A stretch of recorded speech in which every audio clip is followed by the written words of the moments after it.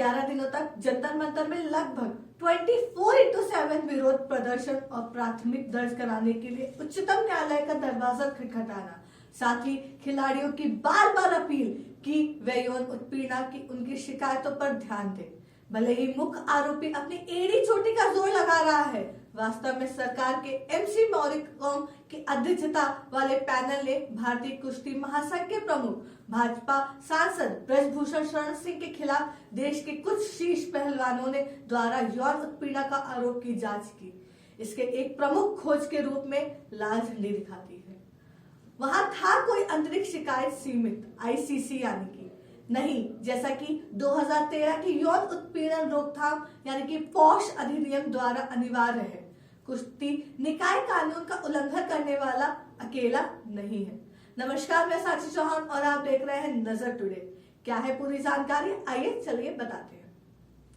30 राष्ट्रीय खेल संघों क्या है 30 राष्ट्रीय खेल संघों में संघों ना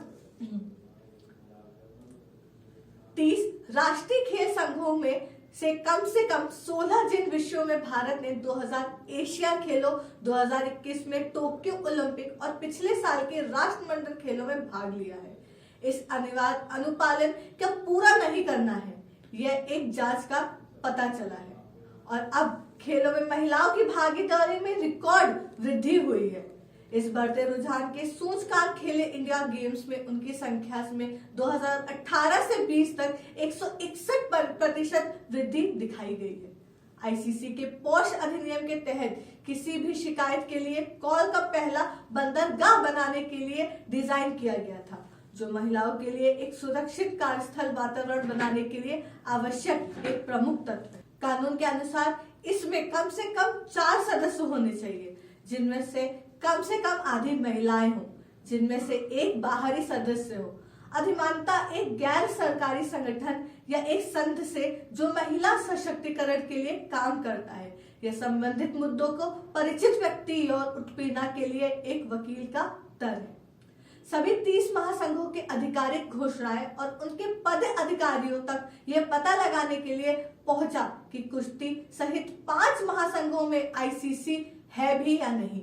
4 सदस्यों की निर्धारित संख्या नहीं है, अन्य 6 में अनिवार्य बाहर सदस्य की कमी थी और एक संघ के पास 2 पैनल थे, लेकिन किसी के पास स्वतंत्र सदस्य नहीं थे।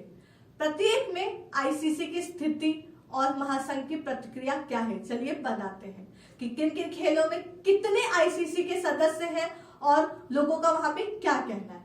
पहला खेल जिम्नास्टिक फेडरेशन ऑफ इंडिया, इसकी स्थिति यह है कि कोई भी आईसीसी नहीं है। एक जांच समिति है जिसमें 6 सदस्य पैनल है, 2 महिलाएं हैं और कोई बाहरी सदस्य नहीं है। दूसरा table tennis federation of India, कोई आईसीसी नहीं है। इसमें जब हम लोगों ने पूछा तो एक टिप्पणी दी कि चूंकि नए प्रशासन ने कुछ महीने पहले ही पदभार संभाला है और हम कानूनी प्रक्रिया में से गुजर रहे हैं और 1 महीने के समय में आईसीसी होगा, ये कहना था महासचिव कमलेश मेहता का। तीसरा गेम है हैंडबॉल फेडरेशन ऑफ इंडिया, इसकी भी स्थिति वैसी ही है, यहाँ भी कोई आईसीसी नहीं है। जब पूछा गया तो टिप्पणी दी, हमारे चुनाव पिछले अगस्त में दिल्ली उच्च न्यायालय के आदेश के आधार पर हुए थे। 20 मई को हमारी एजीएम है और उसके बाद कमेटी बनेगी। चौथा भारतीय कुश्ती संघ, जो फिलहाल बहुत चर्चित है, उसका भी वही हाल है, कोई भी आईसीसी नहीं है। और पता किया गया तो बोला मौजूदा गतिरोध के बाद सरकार ने पिछले सप्ताह महासंघ के दिन प्रतिदिन के मामले को आईओए द्वारा नियुक्त तदर्थ समिति को सौंप दिया है। 5वां वॉलीबॉल फेडरेशन ऑफ इंडिया, यहाँ भी स्थिति में कोई आईसीसी नहीं है। जब पूछा गया तो टिप्पणी देते हैं यदि यौन उत्पीड़न के मामले हैं तो उन्हें महासंघ के आम सभी के बैठक में उठाया जाएगा, कोई अलग कमेटी नहीं है। कोई भी मामला आम सभा की बैठक में उठाया जाता है और फिर भी सदस्य तय करेंगे कि क्या किया जाना चाहिए, ये कहना था अनिल चौधरी, जो कि वहां के महासचिव थे। 6वां जूडो फेडरेशन ऑफ इंडिया, एक प्रशासक द्वारा संचालित, यहाँ पे आईसीसी में केवल 3 सदस्य हैं। और पूछा गया तो उसने बोला कि हम 4थे सदस्य की नियुक्ति की प्रक्रिया में हैं, जो एक स्वतंत्र विशेषज्ञ भी होगा। ये आने वाले दिनों में किया जाएगा, एक अधिकारी ने कहा जो अपना नाम नहीं बताना चाहते थे। 7वां ये क्या है? Squash racket federation of squash racket federation of India. Very good. 7वां खेल squash racket federation of India. यहाँ भी आईसीसी के केवल 3 सदस्य मौजूद थे और जब पूछा गया तो वो बोलते हैं कुछ हफ्ते में हमारी वार्षिक बैठक है और हमारे पास समिति में 4था सदस्य होगा, साइराज पोचा महासचिव ने कहा। 8वां amateur kabaddi federation of India, एक प्रशासक द्वारा संचालित। यहाँ पे केवल 2 सदस्य ही मौजूद हैं आईसीसी में। जब पूछा गया तो वो बोलते हैं अभी हमारे पास 1 जज और 1 कोच है, अगर हमें कोई शिकायत मिलती है तो हम समिति में 2 और सदस्य जोड़ते हैं, एक अधिकारी ने कहा जो अपना नाम नहीं बताना चाहते थे। 9वां game billiards and snooker federation of India. यहाँ पे भी केवल 3 सदस्य मौजूद है आईसीसी में। पूछा जाने पे बोलते हैं अध्यक्ष की हम इस पर गौर करेंगे और इसे ठीक करवाएंगे। मतलब कि इन्हें यही नहीं पता था कि इनके पास 4 सदस्य होने चाहिए।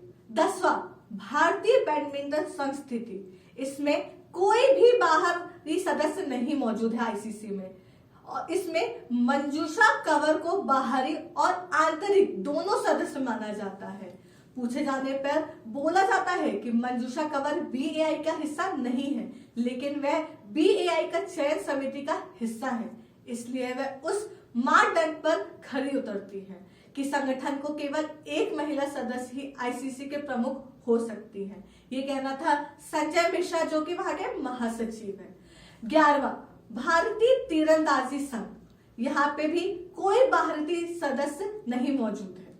इस पे पूछते हैं तो पता चलता है वो बोलते हैं कि हम खेल में शीर्ष लोगों को चुनना पसंद करते हैं क्योंकि यह एक बहुत ही गंभीर समिति है। हम अपने किसी बाहरी सदस्य को नहीं जोड़ते हैं, लेकिन हमारे पास 1 को जोड़ने को कोई समस्या नहीं है, ये कहना था प्रमोद चंदूरकर महासचिव का। 12वां बास्केटबॉल फेडरेशन ऑफ इंडिया, यहाँ पे भी हमने देखा कि कोई भी बाहरी सदस्य मौजूद नहीं था आईसीसी में। महासंघ के अनुसार पूर्व खिलाड़ी अनीता पॉल दुरई समिति में एक स्वतंत्र सदस्य के रूप में दोगुनी है। हालांकि नियमों के अनुसार सदस्य कम से कम 5 साल के अनुभव के साथ एक सामाजिक कार्यकर्ता होना चाहिए।